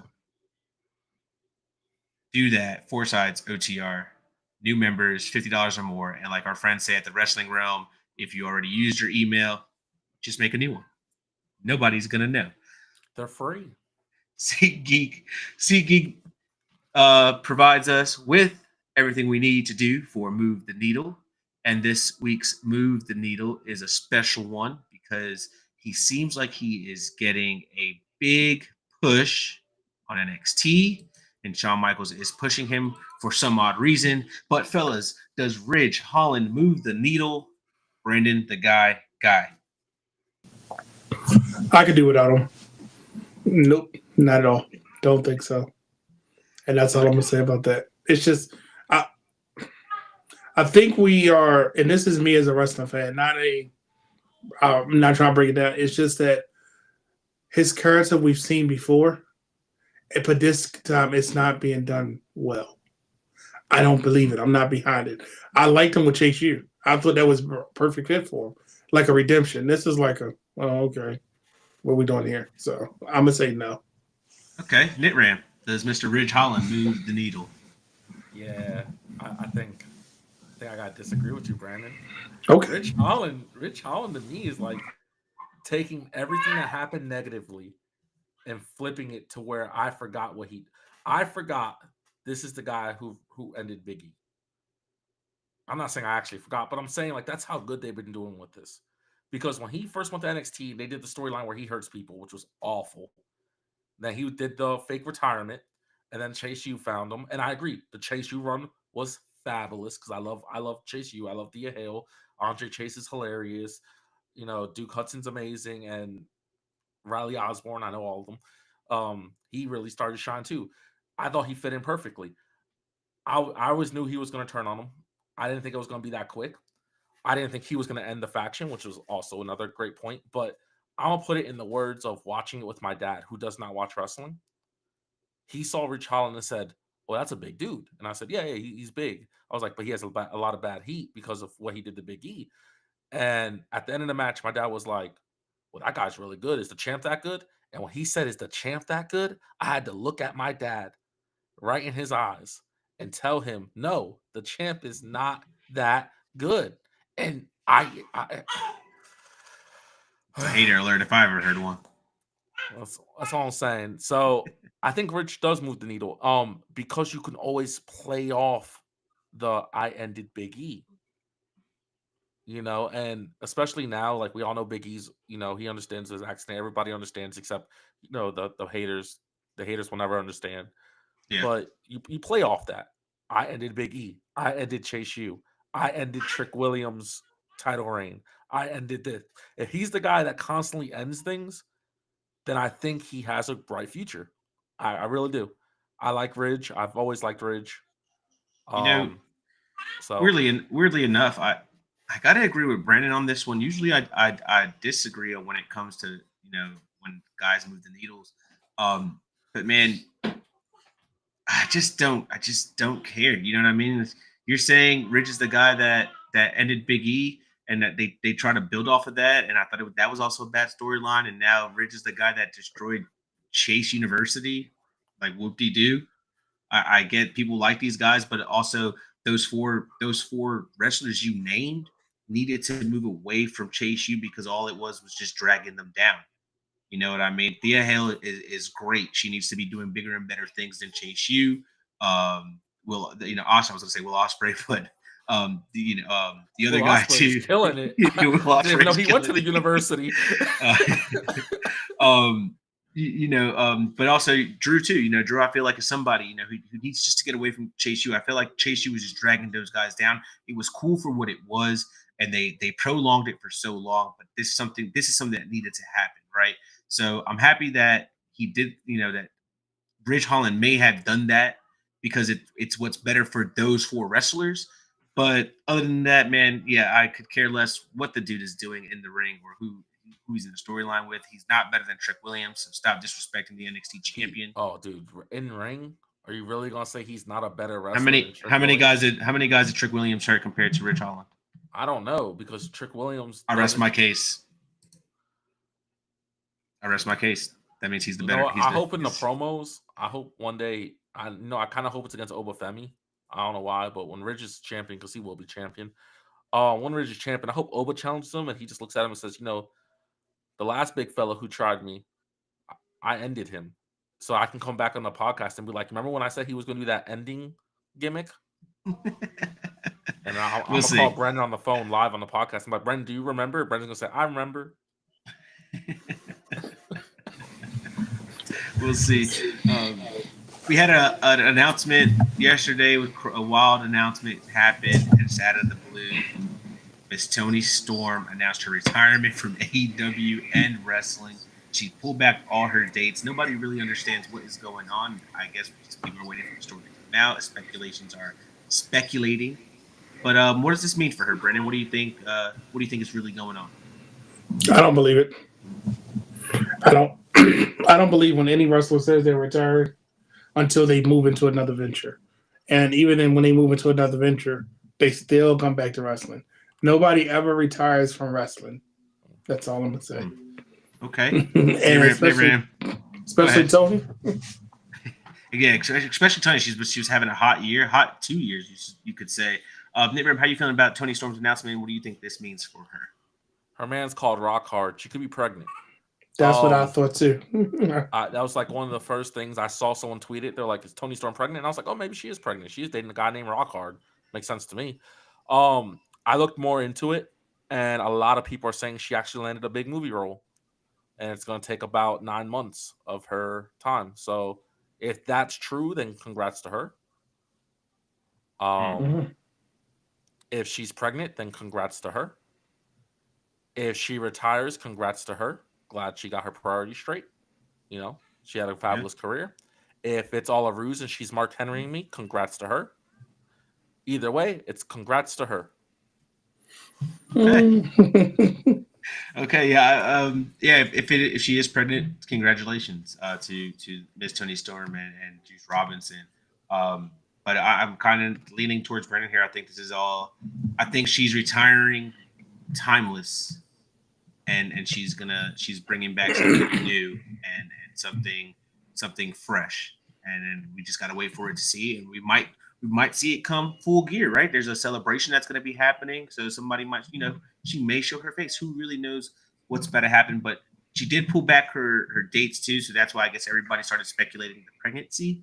But hey, maybe she's just trying to rebrand and refocus and try to come back with something fresh. We just got to wait. We got to see. But we do hope everything is well with you, Miss Toni Storm. And, we'll be waiting patiently for your return back to the ring. CM Punk made some comments. He was on a show, made some comments talking about his former company once again, and everybody swears it's Tony Khan. Tony Khan doesn't want to let it go, but it seems like it's somebody else. But CM Punk stated that he has wasted matches on AEW. Nitram, do you agree with this statement? So it's one of those things where I look back at everything CM Punk did in AEW, and besides the MJF feud and Brawl Out, it's kind of all forgettable. So I could say yes, maybe he did waste his time there. I'll be honest, maybe he did. I don't get why he still needs to talk about it. And I say this, I know they asked him the question, right? Because everyone's like, oh, well, they asked him the question. He didn't bring it up. Okay, they asked Jade the same question. And you know what Jade said? Jade was professional enough to go, I get it. I started there. That was cool. I'm here now. So if you don't have questions about this, then don't ask them. It's that simple. CM Punk is on levels of petty that I just can't understand. He knows there's people in AEW he wanted to work with that he didn't get to work with. He knows it. You're right. He's never going to admit that. You know, we didn't get Kenny Omega, maybe a Will Ospreay. Right. There's plenty of guys. Bryan Danielson, right? I mean, like he tries to act like he shouldn't. Honestly, he should just be thankful because realistically, WWE wasn't going to give him a chance until they saw the draw he was. You know what I mean? Yeah, that's all it was. Yeah. WWE would have been like, "Nah, dude, we don't need you right now. You're good," and he would have been another 6, 7, 8, 9 years without AEW. He probably still he would be a side character on heels to this day without AEW. And that show got canceled too. Everything CM Punk touches with wrestling ends up kind of going down the drain. How are you feeling about CM Punk's comments on his wasted matches on AEW, Brendan? We're going to keep getting AEW comments until we get. You remember how we used to get the wrestling DVDs and it would have like backstage interviews, or we would get the full story of, like, imagine when the whole story of the Montreal School Draft came out. It was ground shaking. It was, oh, this is the real story. But then we got the real story of the Montreal School Draft. Then we got the real story. So until we get the whole reason as to why, because us as fans, we want to know. We saw what we saw, but we don't know what we don't know. So he's tiptoeing around it every time they ask him a question. But I think he's being very honest and from a CM Punk's perspective. Now, do I think he had some wasted matches at AEW? Absolutely. To Nick Ram's point, I was trying to remember his match, and I was like, I remember Darby Allin carrying him. I remember him wrestling in horrible ring gear. I remember him bleeding a lot. I remember Jon Moxley stepping on his foot, or he breaking his foot or something, and he taking the title from him in like 3 seconds. I remember the black X-Paripate. I remember all these random moments, but I don't see myself going back and watching an AEW match of CM Punk. Unlike I'm going to go back and watch him and Drew in that Four Corners match. because that was something that had some grit to it. So did he? He probably did feel like he had some wasted matches because I feel like he had a whole wasted time there. No, yeah, I mean, yeah, definitely agree with. I agree with his comments. It was wasted matches, but at the same time, as far as what we know as fans and as people who analyze on professional wrestling and everything that we know about AEW is that wrestlers control their story. So was it him really wasting his time? Was he wasted on matches, or was he wasting his own time doing these matches in the ring to be in said storylines, right? And at the same time, it's just like, just let it go. You know what I mean? Like let's just let this drama of CM Punk and AEW, let's just let it go. If you felt like your time was wasted there and it wasn't rememberable, like the both of you are saying, then the AEW marks are just truly over. You know what I mean? They're truly done. They just want to forget it. They want to move on. And for some odd reason, like the both of you are saying, he's like a leech. He's tiptoeing around and there's better ways he can answer these questions. Like Nick Ram said, if an AEW question is asked, he say, hey, I'm not there anymore. They're doing their own thing. I'm doing my own thing. It's all water under the bridge. Bygone be bygones. Or, you can say, fuck those guys. On to the next question. But he still continues to just tap into it and gets petty with it. So CM Punk, man, just leave it alone. If 20 years from now, and I say this with all hope, AEW has their 25th anniversary. I'm talking about 20 years from now, right? I hope CM Punk is like their Bret Hart, where like he finally comes back and he's just kind of like, yeah, I didn't think I'd do this either. And then, you could have Hangman come out or somebody be like, I did go to business. The same way Shawn Michaels and Bret did it. I didn't know about the screw job. And then they hug it out. I hope that CM Punk, as much as he loves and says he loves this man, I hope he's AEW's Bret Hart. Has this hatred for the company for so long. And then when times come to shove, he finally like, you know what? It's been 20-something years. Maybe I can let it go. That's really what I hope he does. Yeah. Well, we will find out. Speaking of AEW, there's some drama been going on and some truth has came out. Somebody I truly like, and Nick Ram knows this. I've been following him for a long time. I think he's awesome. I think the gimmick is awesome. I think his character work is awesome. His in-ring work is pretty good. It's decent. He can work. I know he can. Danhausen, right? Everybody was asking, where's Danhausen? Where's Danhausen? Where's Danhausen? Why are we not using him? He's your number one merch seller. The dude moves merch like crazy. He has great merch, right? He sells toys. He does everything that you want him to do, but he's not on your program. Nobody could figure out why.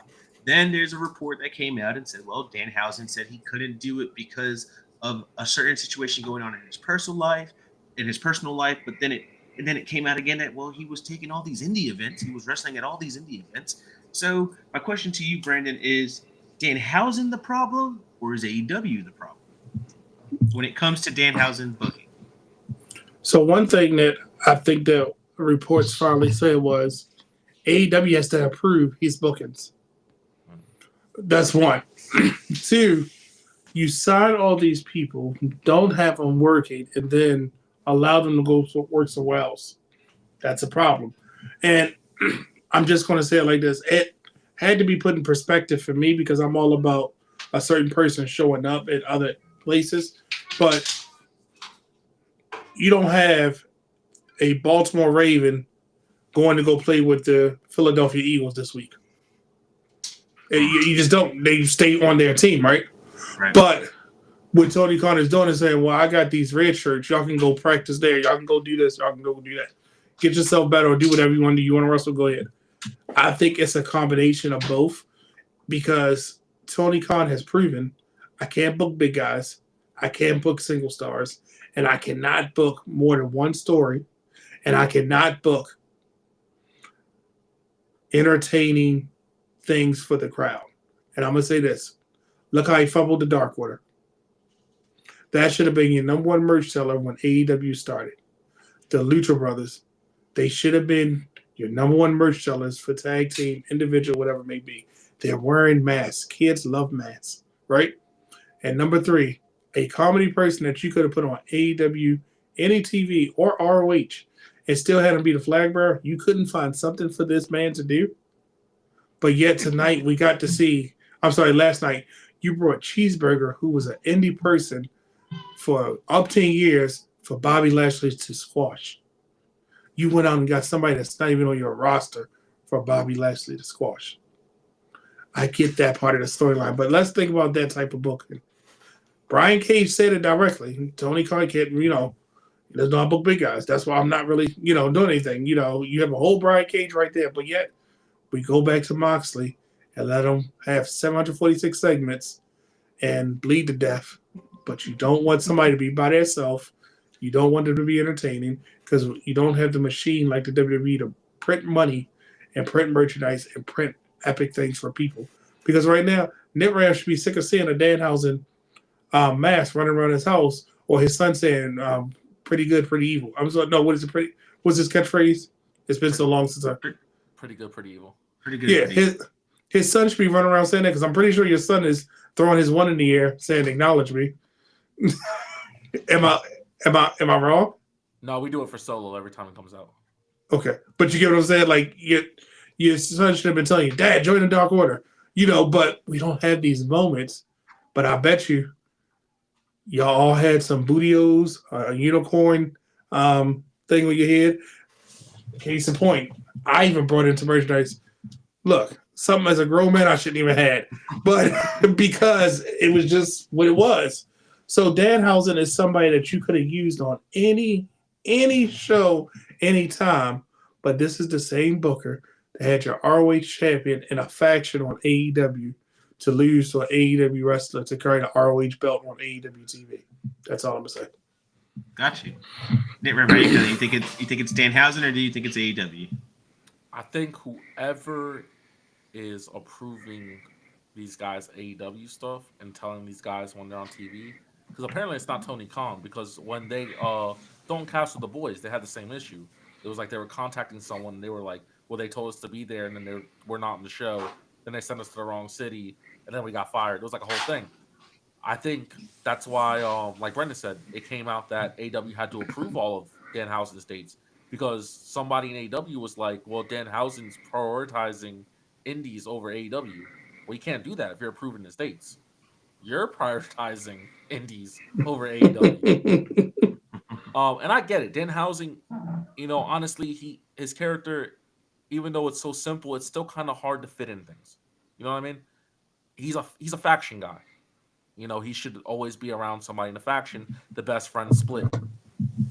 He could easily be in the conglomeration with Ishii and all them. He could be doing something. I do agree with that. Stop it. You're doing exactly what's wrong. Why does he have to be with somebody? He has to be. He doesn't. We saw Danhausen for years be by himself. Did we not? Yeah. Tell me what was the point of having... Why had Brian Cage with anybody? Did he not prove himself at Lucha Underground? And I know you know... But what was he doing for a while? Six-man champ. Brian Cage could be a little boring though. But I'm just very repetitive. It's funny, but he's funny. I get it, but like Orange Cassidy is very repetitive, and people are very upset with him. But when he was All Atlantic champion, did you not want to see what he was going to do every week? Well, I like Orange Cassidy a lot. Okay. I rest my case. I've been defending him on Twitter all week because people have been going ham on him. Let's go ahead. He's just repetitive. That's all it is. I just think he's kind of hard to book in a sense because you can't put him against Bobby Lashley because when he puts the curse on Bobby Lashley and Bobby Lashley doesn't flinch, then the curse doesn't work. Oh no, I'm not saying put him with him. I'm just saying the simple fact we can go out and get other wrestlers for every other segment, but you can't figure out how to book what you have there. That's like saying I'll cook dinner, but you know what? I'm gonna go to my neighbor's house and get a plate from them. You have dinner right there. You know what I'm saying? Like to me, it doesn't make sense. Like, oh, you have 746 champions already, but I want to see the city. I'm going to let the CMLL women's champion on my TV because that's another champion on TV. I'm sorry. No, you're good. Sounds like we got to get Brendan on again so we could rant more about AEW. Because I want to love them. I really want to love AEW. We should be loving AEW for the wrestling aspect and praising them.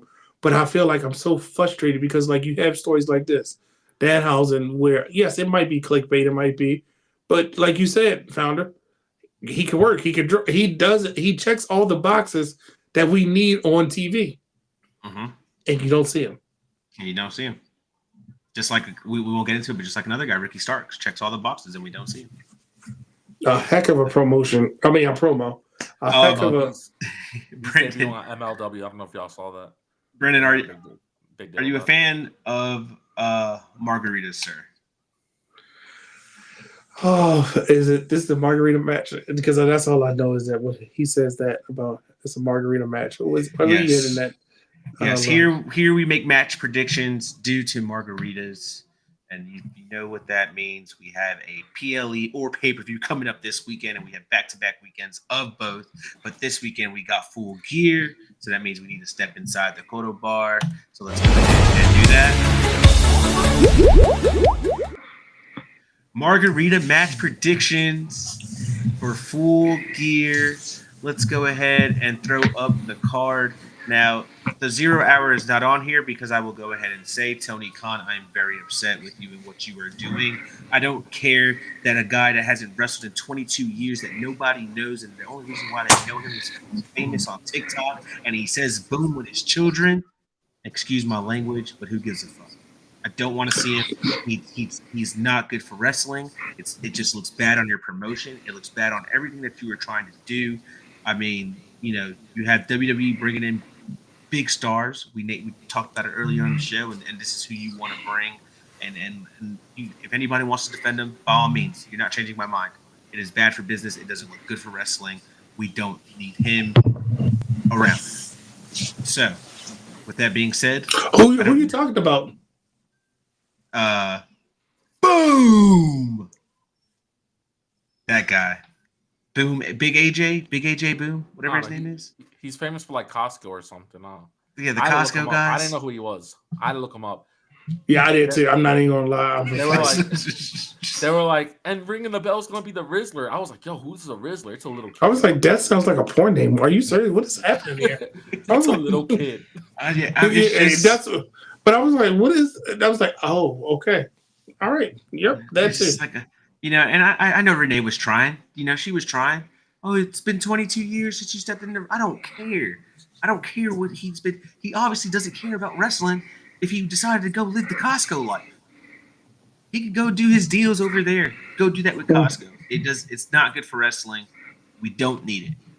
But other than that, let's go ahead and jump into this card. I don't know the exact order, but we are going to start with the Champagne Champion Celebration. Is this a Margarita moment, Brandon? No. Okay. Because I'm gonna let him go ahead and get that because. Oh no, I was gonna say because it's gonna be we're gonna be watching to see what Tony's gonna say. That's the one you're talking about, right? Yes. Yeah. Yep. We're gonna be wanting to see what Tony's gonna do. I thought you were gonna do a pun. I thought you were gonna say no because it's a champagne moment because they drink champagne. I finally get your name. That made me say, "Oh damn!" No, stop. Just. Nitram, do you feel like this is a Margarita moment? Nah, man. I like the girls in the ring, and the women's division. I was saying this to Ren the other day. They really need to step it up. It's been bad since Mariah's been champion, so I think this is finally going to start her making her title reign kind of memorable. I think whatever happens in this segment, it's make or break for her. So I don't want to be missing anything in it.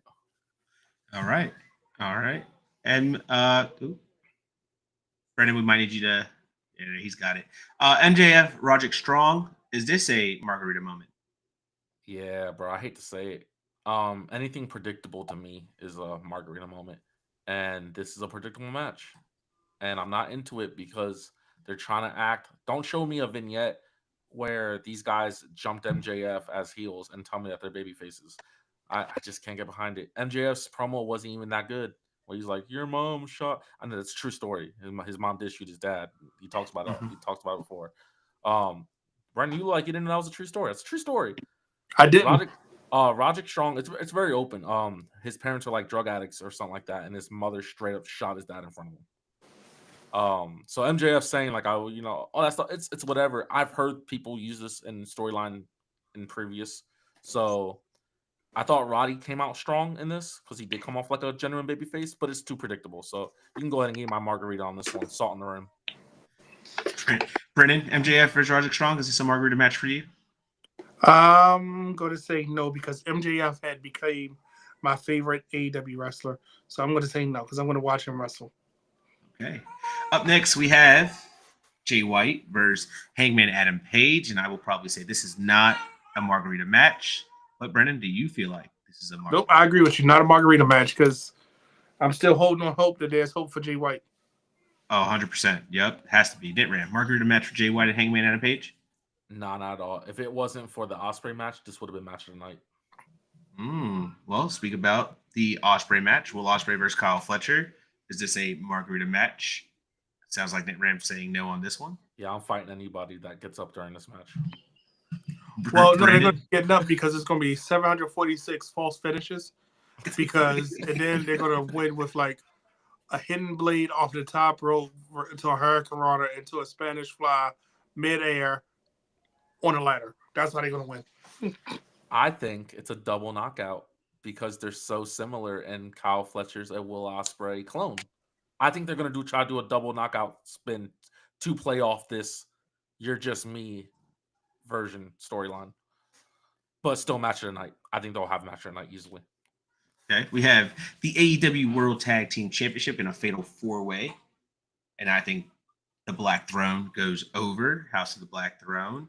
Is this a Margarita match, Brendan? No, sir. Ram? Nah, man. Give me the Outrunners. Ooh, the Outrunners. Okay. I don't know about them. We have TNT Championship match, Jack Perry, Daniel Garcia. And I got to say, this is probably not a Margarita match either. This is going to be an interesting match. Ram, will you be getting a Margarita for this one? Nah, they got me into it, man. This was the best part of the Go Home show, I thought, to be honest. It was probably the best part of that whole Go Home program. Really? Yeah, I thought the vignette they did, even though he like beat up a beaten up bus already, and my boy was like, "That's all you got." Like his bus was already beaten up. But no, I'm really into it because Daniel Garcia is one of those names where me and Marks have always said it. Like, why wasn't he a pillar for this company? And Jack Perry, because he was in a faction. He really came his own way, and I'm real excited about this. I think they're going to become the Bar. Oh, how you feeling about this TNT Championship? Daniel Garcia, Jack Perry, Margarita match for you? I just want the TNT belt back. Okay. I don't like the burnt belt. Every time I see it, I cringe. Fair enough. As I say that, I'm gonna just do this to the camera. I just pick one. Just pick one. I just want one of those back. We have the PLE pay-per-view. I'm sorry, I should say pay-per-view debut of Mr. Bobby Lashley. He's going up 1-on-1 with Swerve Strickland. I don't think this is a Margarita match. How are you feeling about this, Brandon? No, because everybody's going to be wanting to see what's going to happen. Because I think MVP and are going to have some stuff happening on the side of the ring too, and we get a new member of the Hurt Business. I'm sorry, the Hurt Syndicate into this. Yeah. Yeah, Ram? Reports say Swerve is injured. I don't know if this is true. I don't know. I've seen it everywhere. If it is, and we're getting a squash match, they need to do it correctly because this is a former world champion. So for that, I'm not drinking during it, but they need to handle this correctly. Okay. This is probably the only Margarita match on the card besides the 0 Hour TBS Championship. Chris Statlander versus Mercedes Moné. And Brendan was here right now. He'd be like, how can you get up during Mercedes Moné? But she's losing me right now. But this is a Margarita match for me. Ram, do you agree? Yeah, I'm not even going to leave the bar. This is, I hate to say it because it's going to sound so sexist because it's a women's match. But, man, this is just making it. This is my bathroom break, my drink break. I can start cooking dinner. It's really bad. I don't even care who wins. Because either way, it's just really bad. They did a really bad job with this. I think Mercedes is the biggest drop ball right now in AEW. Brendan? It's crazy that you waited to get to this match. You knew we were all going to say the same thing. I was hoping you were just going to go straight to that. Like, because you know what I would have did? I'm going to take over your show for a second. I'm like, all right, guys, we're going to talk about the Margarita match. Now, you know, 4 Gears is Saturday. It's Saturday or Sunday? It's Sunday, right? It's Saturday. Saturday. You know, we have no 0-hour matches announced, but, you know, let's talk about which match is the Margarita match and why it's going to be the TBS Championship. I'd have been perfectly fine with that because she didn't live up. I love Sasha Banks. I can't get behind Mercedes. I love Sasha. Mercedes. As soon as I hear that, I'm like, nope. Time to go get my chicken tenders. CEO. Nope. CEO. And it's something about, I just don't.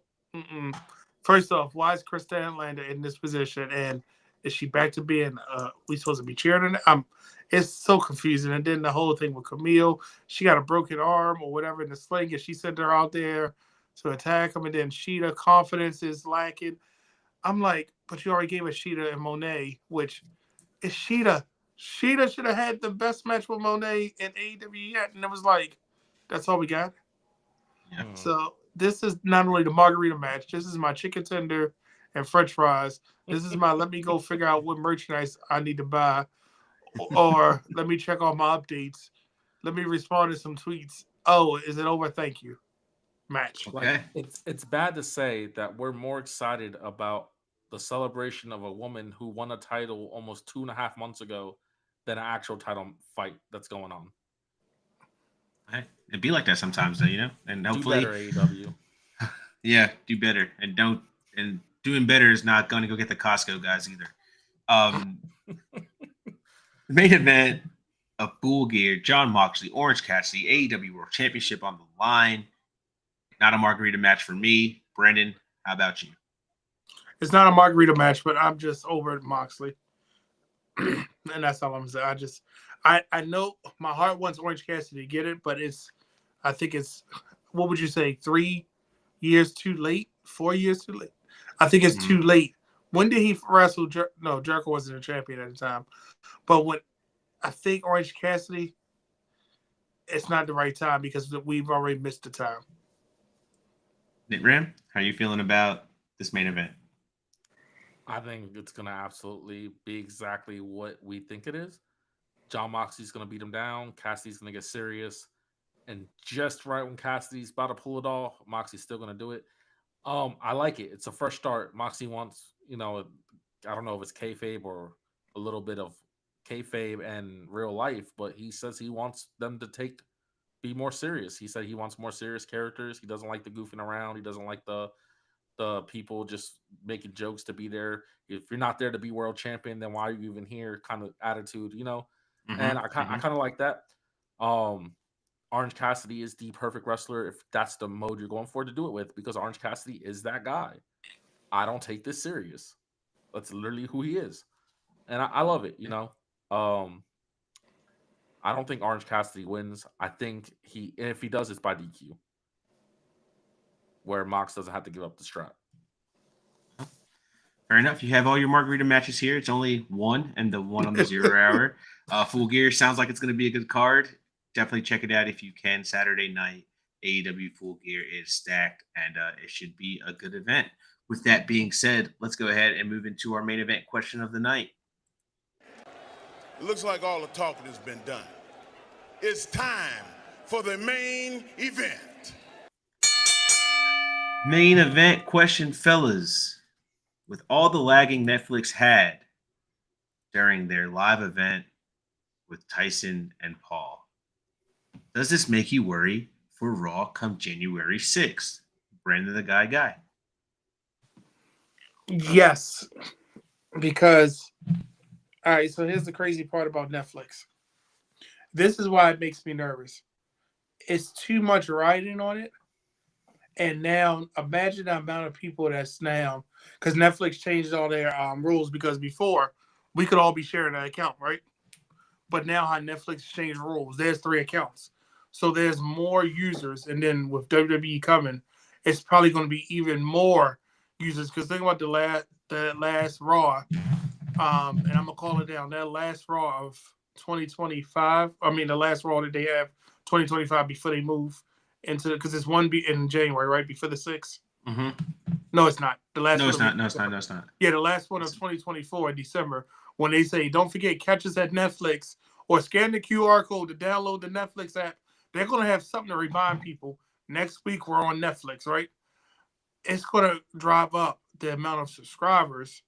And now, whatever problems they fixed that was streaming and all those multiple houses, you got to do this every week. And that's the thing. Like that one-time fight, yeah, you could have had 1 million people doing it at one time. But imagine having 600,000 households on Monday doing it. Or worse, like say I get off work at 10 and I want to go back and watch it. Now I got to go back and try to catch up to the feed or watch it now. I'm scared that I think they underestimated what they're getting themselves into. But I hope they have fixed the bugs so that way we don't have all of these memes that I know y'all see where it's like Raw in 2025 and it just has that loading thing. So that's what I'm worried about because even YouTube TV is delayed a little bit when you watch it. It's not perfect, but it was better than that Mike Tyson fight. That's all I'm going to say about YouTube TV. So I hope Netflix is ready for the influx. Nick, how are you feeling? Are you worried about Raw come January 6th with all the lagging they had at their boxing event? Not at all. I'm about to sound like a big Jake Paul fan, but it's simply because they're not going to get that many viewers. Raw right now averages what? 3.2 at a peak million, 2.6 on a bad week.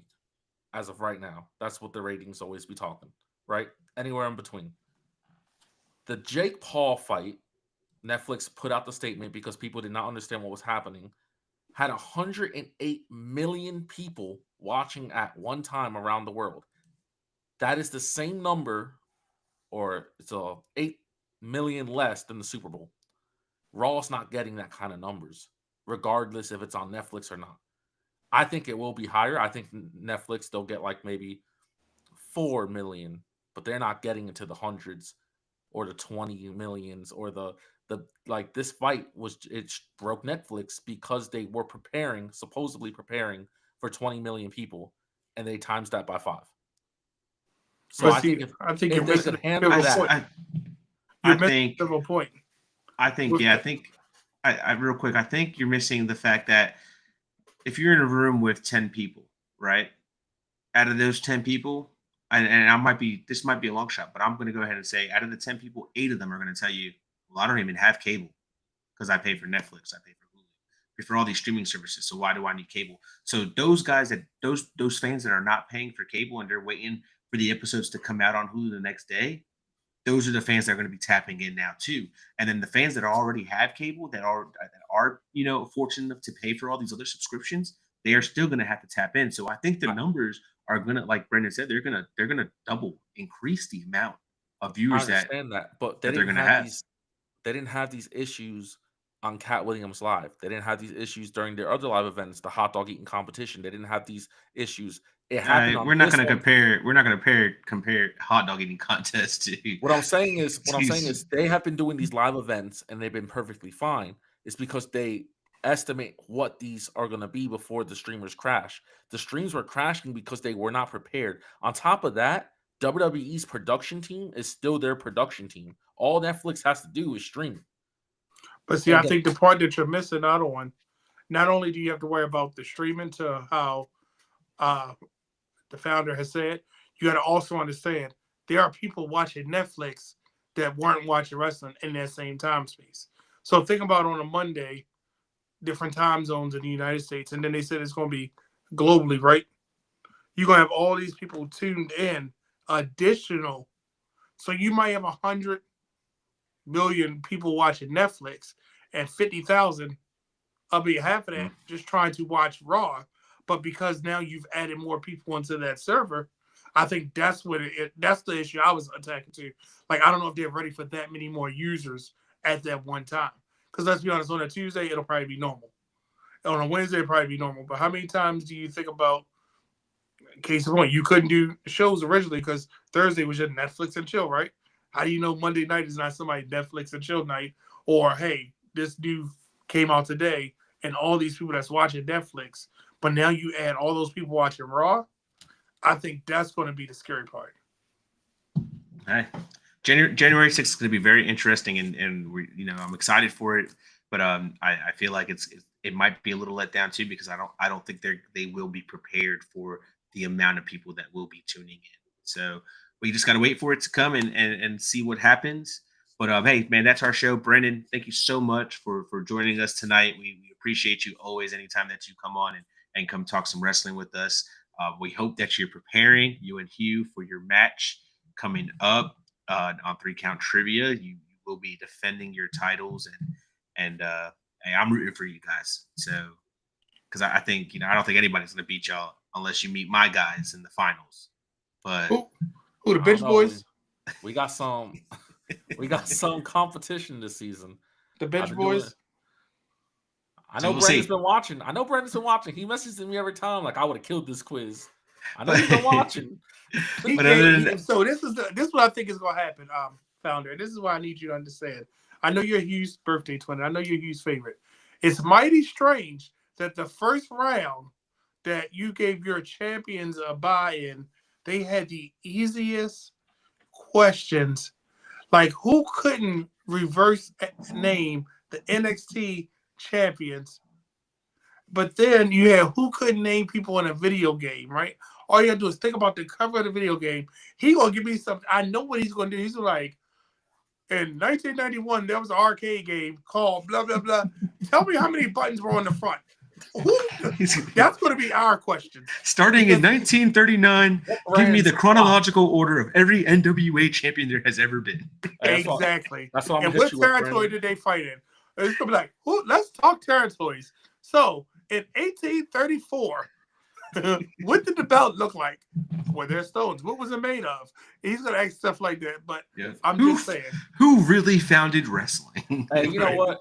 You know what? It's going to be something crazy. It's going to be like, what brand sock was Mr. Socko? And Brandon's going to be like, oh, God. He's going to be like, what do you mean? That's Gildan. That's a Gildan sock. I know Gildan sock. I don't know. Was it Haynes? Was it Gildan? It didn't have a red stripe. It was slightly imperfected. That's why he used it. What did Mick You're all wrong. Yeah, so it was that dry fit Nike. Oh, see.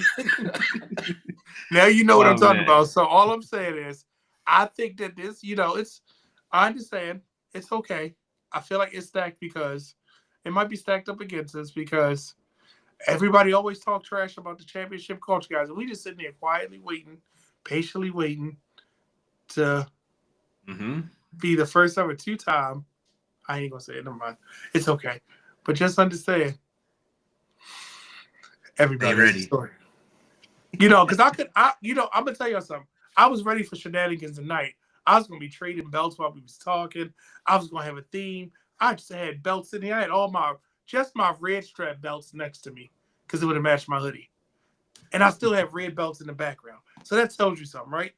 Mm-hmm. I was going to pick all of the TNA world titles and give you the whole history of them from the first one, the NWA TNA title that was there, and then move it all the way up to but I said, you know what? Let me save this because I'm going to wait because I know everybody's going to talk trash, but they're going to be able to see more than they're going to hear. They're going to understand that every belt has a story, and there are tag team belts that have my name on it because guess what? They're coming home. They're coming home to the championship culture, guys. That's all I'm going to say. And you love to see it and you love to hear it. With that being said, man, why don't you tell all of our people where they can find you? Well, they can find us in the finals of 3 Count Trivia. But find us every Tuesday on youtube.com/The Wrestling Realm where Championship Culture goes live.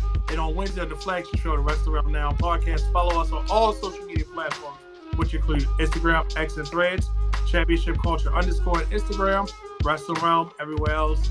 I'm Brandon the Guy, also known as Custom Guy 913. And I said it before, and I'm going to say it again. Every belt has a story, and I can't wait to hear yours. And of course, I'm the one that makes them say, oh, damn, I'm Nit Ram. And you can find me on Twitter at NITRAM _ 4 SOTR. That's NITRAM _ 4 SOTR, where I'll be arguing with AEW haters all week. And I'm your host, The Founder. You can follow me at The Founder MH on X, but most importantly, follow us on all of our social media platforms. 4 Sides of the Ring podcast on Instagram, 4 Sides OTR on X. We're on the Blue Sky. We're on Thread. We're on everything. But hit that like button, subscribe, comment, come hang out with us. Other than that, enjoy your weekend, enjoy Full Gear, and always remember, if you're not enjoying wrestling, You're just not watching it right. We will see you guys next week.